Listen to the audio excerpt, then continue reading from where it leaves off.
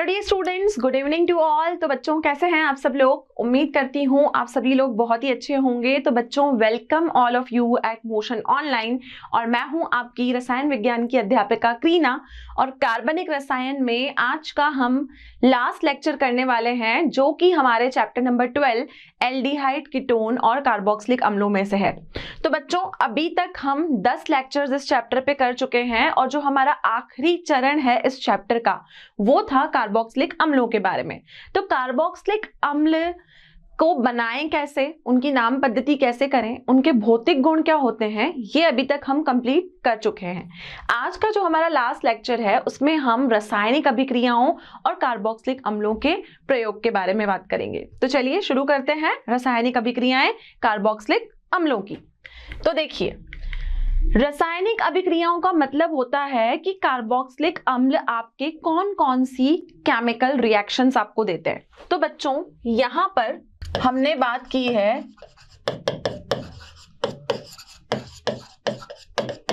Chemical reactions की। तो chemical reactions की चर्चा करने से पहले एक बार अगर हम कार्बोक्सिलिक अम्ल के स्ट्रक्चर को देखें तो आप जानते हो कि कार्बोक्सिलिक अम्ल का स्ट्रक्चर कुछ ऐसा होता है, COOH, यही होता है। तो आप यहां पर एक चीज क्या देख सकते हो कि इस C ने इस O के साथ भी आबंध बनाया हुआ है और C ने OH के साथ भी आबंध बनाया हुआ है। और अगर मैं इसको ब्रेक करके लिखूं तो O और H के बीच में भी एक बॉन्ड है। तो आप ये देखोगे कि अगर हम इसके स्ट्रक्चर को गौर से देखें तो अब हम जो कार्बोक्सिलिक अम्लों की रासायनिक अभिक्रिया पढ़ेंगे उसमें आप ये देखोगे कि C डबल बॉन्ड O और C और OH के बीच के बॉन्ड का विदलन होगा। ये बॉन्ड टूटेंगे तभी आगे जाके केमिकल रिएक्शन होगी। अब आप जानते हो कि जब हम केमिकल रिएक्शन करवाते हैं तो कोई भी केमिकल रिएक्शन हम धातुओं के साथ करवाते हैं, जल के साथ करवाते हैं, हम उनका जल अपघटन करवाते हैं, ऑक्सीकरण करवाते हैं, है ना। तो हम बहुत सारी केमिकल रिएक्शंस किसी भी फंक्शनल ग्रुप पे, किसी भी क्रियात्मक समूह पे करते हैं। लेकिन अगर मैं COOH की बात करूं तो यहां पर आप देखोगे कि C ने O के साथ भी बॉन्ड बनाया हुआ है, C ने OH के साथ भी बॉन्ड बनाया हुआ है। तो अब हम जो अभिक्रिया पढ़ेंगे वो इन्हीं बॉन्ड्स का विदलन होगा और उन्हीं अभिक्रियाओं को हम डिटेल में पढ़ेंगे। तो यहां अभिक्रिया होगी कब? जब आबंध का विदलन होगा। विदलन होगा और कौन से आबंध का विदलन होगा? आपका C बॉन्ड OH टूटेगा और ये वाला जो बॉन्ड है ये टूटेगा, तभी जाके आपकी कोई भी रासायनिक अभिक्रिया यहां पर पूरी होगी। अब जो आपके कार्बोक्सिलिक अम्ल होते हैं उनकी रासायनिक अभिक्रियाओं को हम बहुत सारी कैटेगरीज में पढ़ते हैं। रासायनिक अभिक्रियाएं बहुत सारी है। अभिक्रियाएं जिनमें O और H के बीच के बंध का विदलन होता है। ठीक है, मैंने आपको बताया कि ये आपका स्ट्रक्चर है, ये स्ट्रक्चर है ना। अगर मैं इसको खोल के पूरा बनाती हूं तो देखो, पहली अभिक्रिया हम उन अभिक्रियाओं की बात करेंगे जिसमें O और H के बीच का बॉन्ड टूटेगा।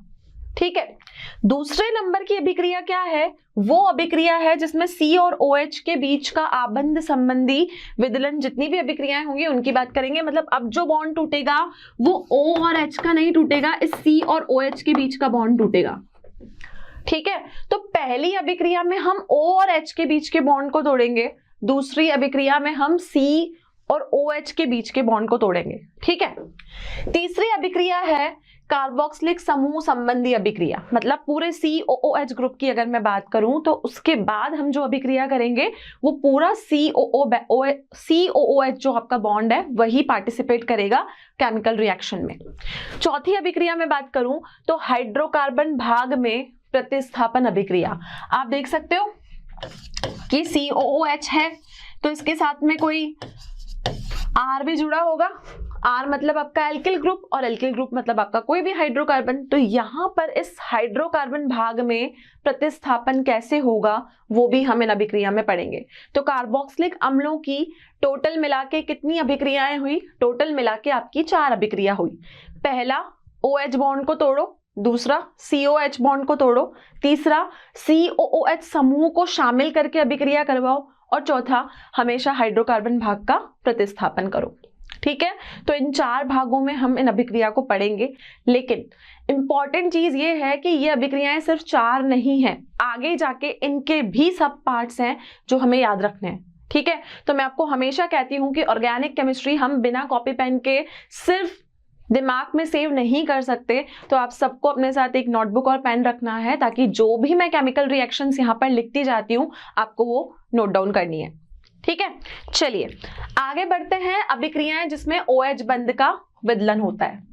अब बच्चों ऐसी अभिक्रियाएं हैं हम पढ़ेंगे जिनमें OH बंध का विदलन होता है। तो जिसमें OH बंध का विदलन होगा, तो देखो स्ट्रक्चर हम बार बार यही बना रहे हैं।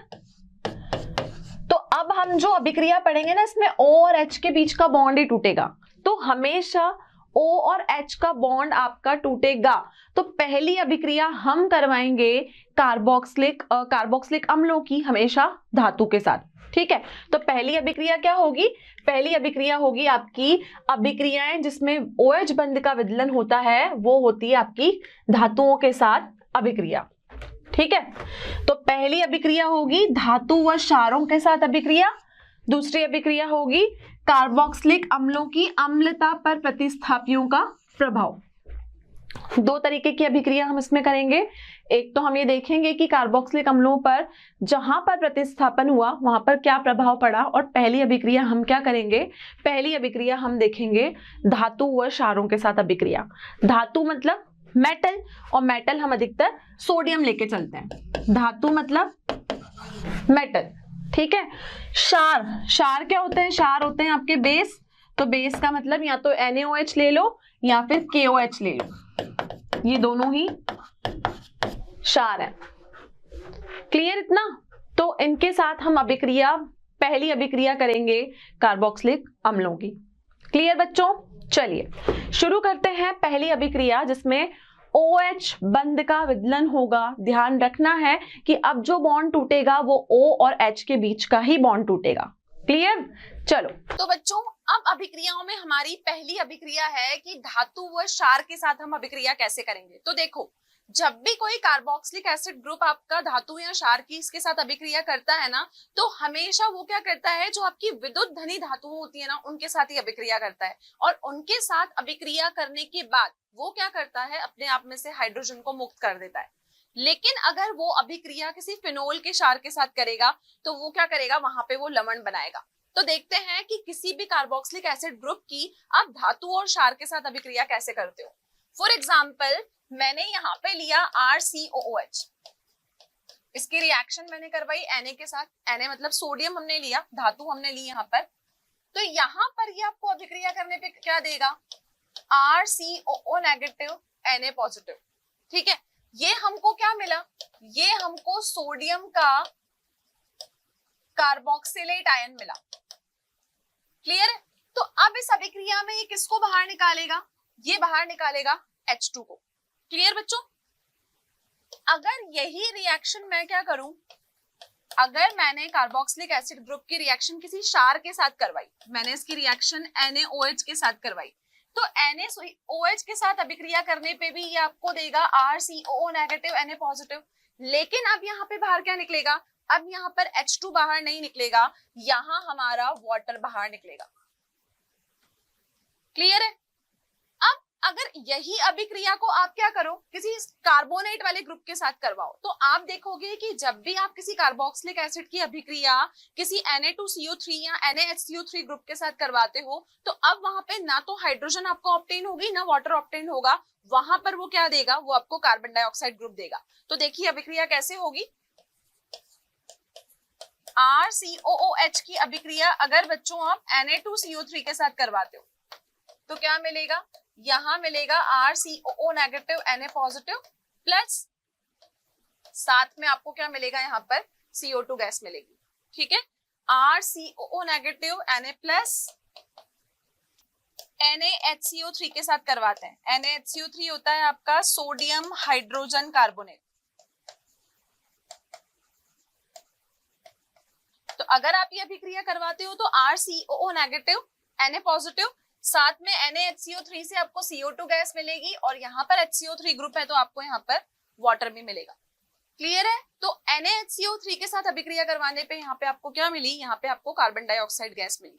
तो इसी तरीके से कार्बोक्सिलिक एसिड की रिएक्शन जब किसी धातु या क्षार के साथ होती है तो हमेशा वो विद्युत धनी धातुओं के साथ ही अभिक्रिया करता है और आपका जो हाइड्रोजन है उसको क्या करता है? रिएक्शन में से बाहर निकाल देता है। तो ये थी आपकी पहली रिएक्शन जो थी धातुओं के साथ, धातु व क्षारों के साथ अभिक्रिया। अगली अभिक्रिया है जिसमें हम कार्बोक्सिलिक अम्लों की अम्लता पर जितने भी आपके प्रतिस्थायी ग्रुप होते हैं उनका प्रभाव देखेंगे। अब आप देखोगे कि आपका कार्बोक्सिलिक अम्ल जब भी कोई अभिक्रिया करता है ना तो कार्बोक्सिलेट आयन बनाता है, ठीक है। और वो कार्बोक्सिलेट आयन मैं आपको पहले भी बता चुकी हूं कि अगर मैं उसके अनुनादी संरचनाएं बनाऊं तो अनुनादी संरचनाओं के हिसाब से वो ज्यादा स्थायी है, क्योंकि वो जो अनुनादी संरचनाएं हैं वो उसको स्थायी बनाती हैं। तो आप देखोगे कि कार्बोक्सिलिक अम्लों की अम्लता पर उस पे प्रतिस्थायी ग्रुप अगर आपने कोई लगाया है तो उनका अब उसके ऊपर क्या प्रभाव होगा। कार्बोक्सिलिक अम्लों की अगर हम अम्लता पर चर्चा करें तो मैंने आपको बोला कि आपका ये जो C डबल बॉन्ड OH है, अगर आप इसका COO नेगेटिव आयन बनाते हो तो वो बच्चों अनुनादी संरचनाओं के हिसाब से क्या है?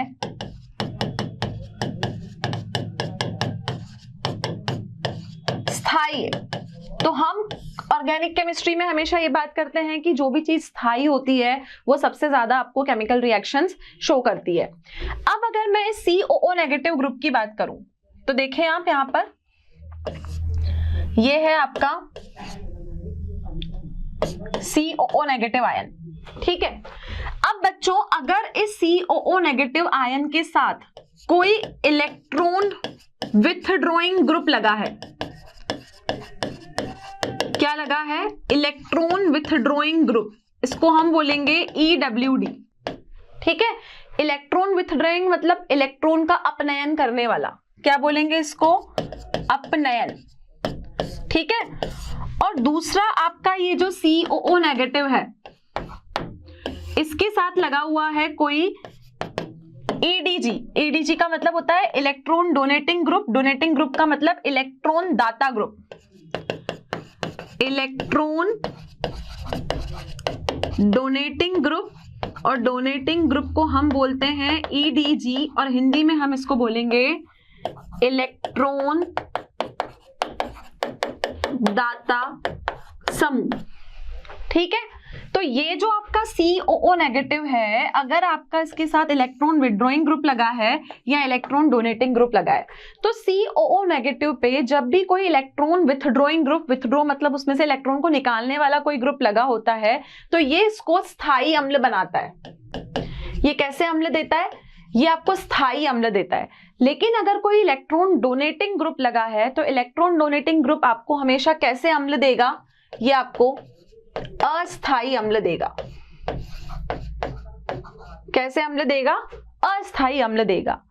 अब हम बात कर रहे हैं कि अगर किसी कार्बोक्सिलिक अम्ल पर कोई प्रतिस्थापी ग्रुप लगा हुआ है तो वो उसकी अम्लता पर कैसे प्रभाव डालेगा। तो देखिएगा बच्चों, आपके पास है फ्लोरीन, क्लोरीन, ब्रोमीन, आयोडीन, ठीक है। आप जानते हो कि ये सारे हैलोजेंस होते हैं। अब अगर मैंने इनको किसी भी कार्बोक्सिलिक अम्ल के साथ लगा दिया तो आप ये देखोगे कि आपका जो CH3COOH के साथ अगर F लगा है, ठीक है, CH3COOH के साथ अगर आपका क्लोरीन लगा है, CH2 कर देंगे इसको यहां पर, अगर ब्रोमीन लगा है या फिर इसके साथ आपका आयोडीन लगा है। तो अगर मैं इन चारों की अम्लता पर चर्चा करूं तो आप देखोगे कि यहां पर सबसे ज्यादा अम्लीय आयोडीन होगा, दूसरे नंबर पे अम्लीय कौन होगा? ब्रोमीन होगा, तीसरे पे क्लोरीन होगा और सबसे कम अम्लीय कौन होगा? फ्लोरीन होगा। तो बच्चों यहाँ पे अगर मैं इनको इनके एसिड कैरेक्टर के हिसाब से अरेंज करूं तो अम्लता यहाँ पर आपकी किसकी ज्यादा होगी? आप देखोगे कि अम्लता आपकी यहाँ पर आयोडाइड की सबसे ज्यादा होगी, सेकेंड नंबर पे आपकी ब्रोमीन की होगी, थर्ड नंबर पे क्लोरीन की होगी और फोर्थ नंबर पे फ्लोरीन की होगी। तो अम्लता यहाँ पे सबसे ज्यादा आयोडाइड की है और सबसे कम अम्लता किसकी है? फ्लोरीन की है, क्योंकि ये कैसे ग्रुप हैं आपके? ये आपके यहाँ पर इलेक्ट्रॉन विड्रॉइंग ग्रुप है। क्लियर है स्टूडेंट्स? तो ये हम इसकी अनुनादी संरचनाओं के हिसाब से इसका इलेक्ट्रॉन विड्रॉइंग और इलेक्ट्रॉन डोनेटिंग ग्रुप को स्टेबलाइज या उसका एसिड या बेसिक कैरेक्टर हम बताते हैं। अब अगर मैं साइनाइड और NO2 की चर्चा करूं, Cn नेगेटिव साइनाइड होता है, NO2 आपका नाइट्रोजन डाइऑक्साइड होता है, तो Cn नेगेटिव और NO2 ग्रुप की अगर मैं बात करूं तो बच्चों यहाँ पर आप ये देखोगे कि NO2 जो होता है वो ज्यादा एसिडिक है Cn नेगेटिव के कंपैरिजन में। ये भी हमें कैसे पता चलेगा? ये भी हमें तब पता चलेगा जब हम इसकी अनुनादी संरचनाएं बनाकर देखेंगे। तो NO2 और Cn ग्रुप में आपका कौन ज्यादा एसिडिक है? हम कहेंगे NO2 is more acidic as compare to Cn, क्योंकि इसकी हम जब अनुनादी संरचनाएं बनाएंगे तो इलेक्ट्रॉन विड्रॉइंग और इलेक्ट्रॉन डोनेटिंग ग्रुप हम देखेंगे कि कैसे उसको स्टेबलाइज बनाता है, कैसे उसको मोर एसिडिक बनाता है। क्लियर है? तो ये टॉपिक था आपका कार्बोक्सिलिक अम्लों की अम्लता पर प्रतिस्थापियों का प्रभाव, कि कौन सा इलेक्ट्रॉन विड्रॉइंग ग्रुप होगा या डोनेटिंग ग्रुप होगा, उसी की वजह से उसका एसिड और बेसिक कैरेक्टर डिसाइड होगा। Clear students? अगर किसी भी कंपाउंड में आपकी रिंग बनी है, ठीक है बच्चों, अब रिंग में अगर आपका फिनोल है तो आप जानते हो कि फिनोक्साइड आयन भी उसको स्थायी बनाता है। अगर इस रिंग में यहां लगा है COOH और यहां लगा है OCH3, यहां पर रिंग है, इस पे सिर्फ लगा है COOH, और यहां पर रिंग है, इसमें एक जगह लगा है COOH और एक जगह लगा है आपका NO2। ठीक है, ये तीन चीजें आपको दी हुई है। आप देख सकते हो कि ये तीनों ही अम्ल आपके कैसे अम्ल हैं? तीनों ही अम्ल आपके कार्बोक्सिलिक अम्ल हैं। तो इन कार्बोक्सिलिक अम्लों में अगर मैं अम्लता की बात करूं तो आपको पता है कि यहां पर ये कौन से ग्रुप हैं? इलेक्ट्रॉन विड्रॉइंग ग्रुप है। ठीक है, यहां पर ये इलेक्ट्रॉन डोनेटिंग का काम करेगा। तो अम्लता की बात करें तो अम्लता सबसे ज्यादा इसकी होगी, उससे कम इसकी होगी और लास्ट इसकी होगी। तो अम्लता इसकी ज्यादा, इसकी इससे कम और इसकी सबसे कम। क्लियर? तो अम्लता किसी भी कार्बोक्सिलिक अम्ल की डिपेंड करती है कि उसके साथ में जो ग्रुप लगा है वो इलेक्ट्रॉन डोनेटिंग है या फिर इलेक्ट्रॉन विड्रॉइंग है। क्लियर है बच्चों?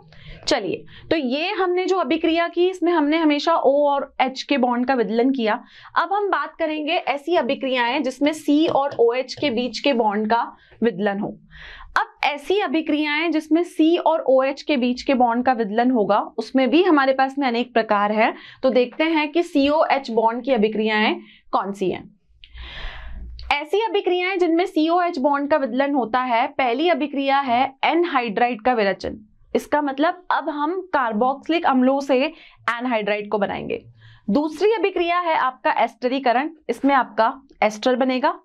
तीसरी अभिक्रिया होगी आपकी PCl5 PCl3 SOCl2 के साथ अभिक्रिया, और आखिरी अभिक्रिया हम करेंगे अमोनिया के साथ अभिक्रिया।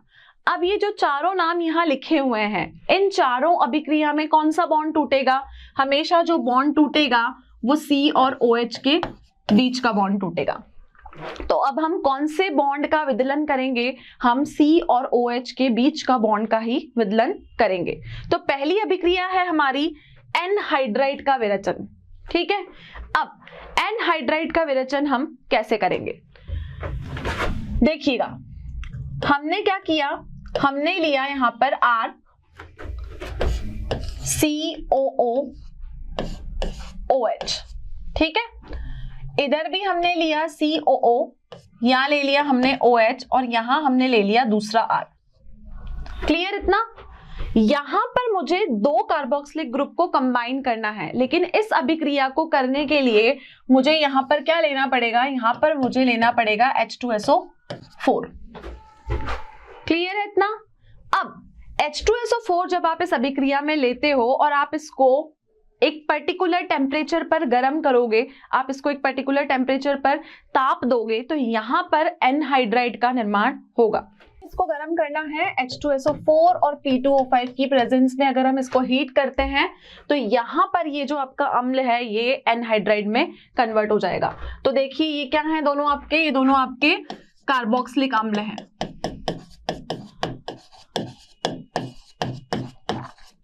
तो यहां पर होगा क्या, ये R है, ये आपका C है, ये आपका डबल बॉन्ड O, यहां भी आपका डबल बॉन्ड O, यहां R लग जाएगा और यहां से ये दोनों कंबाइन हो जाएंगे O से। ठीक है, और यहां से आपका जो H2 है वो बाहर निकल जाएगा। तो ये क्या बना, ये आपका एनहाइड्राइड बना। क्लियर है बच्चों? एक उदाहरण से हम समझते हैं। हम यहाँ पर एथेनोइक अम्ल लेके चल रहे हैं। एथेनोइक अम्ल क्या होता है? एथेनोइक अम्ल होता है आपका CH3COOH। ऐसे मैं दो ग्रुप यहाँ पर लेके चलती हूँ और दोनों को मैं यहाँ पर जोड़ने का काम करती हूँ। ठीक है, तो देखिए ये हुआ आपका CH3, ये हो गया C डबल बॉन्ड OH। ऐसा ही एक ग्रुप मुझे इधर और लगाना है, तो C डबल बॉन्ड O, यहां हमने लिया OH, यहां लिया हमने CH3। इसका नाम क्या है? इसका नाम है एथेनोइक अम्ल। क्या बोलेंगे इसको? इसको हम बोलेंगे एथेनोइक अम्ल। इसकी अभिक्रिया हमें किसके साथ करवानी है? या तो हमको यहाँ पर लेना है P2O5 या फिर हमें लेना है सल्फ्यूरिक अम्ल और इसको करना है हीट। ठीक है, जब आप इसको हीट करोगे तो यहाँ आपका carbon double bond O, carbon double bond O, CH3 यहीं लगा हुआ है, CH3 यहीं लगा हुआ है। ये दोनों OH कंबाइन होके एक ही रिंग से O बना लेंगे और H2 जो है आपका अभिक्रिया में बाहर निकल जाएगा। तो यहां जो बना है इसका नाम है एथेन एनहाइड्राइड। ठीक है, तो ये क्या बना आपका? Ethanoic anhydride. और हमने ये देखा कि अब हमने जो बॉन्ड तोड़ा वो हमने C और OH के बीच का बॉन्ड तोड़ा। तो अभी जो हम अभिक्रिया पढ़ रहे हैं उसमें हम क्या पढ़ रहे हैं कि हम कौन से बॉन्ड का विदलन करेंगे? C और OH के बीच के बॉन्ड का विदलन करेंगे। क्लियर है? तो C और OH के बीच का अगर बॉन्ड टूटता है तो हम सबसे पहला निर्माण करते हैं एनहाइड्राइड का निर्माण। क्लियर? चलिए, अगली अभिक्रिया है हमारी एस्टर का निर्माण। अब एस्टर क्या होता है? एस्टर होता है आपका RCOOR ग्रुप।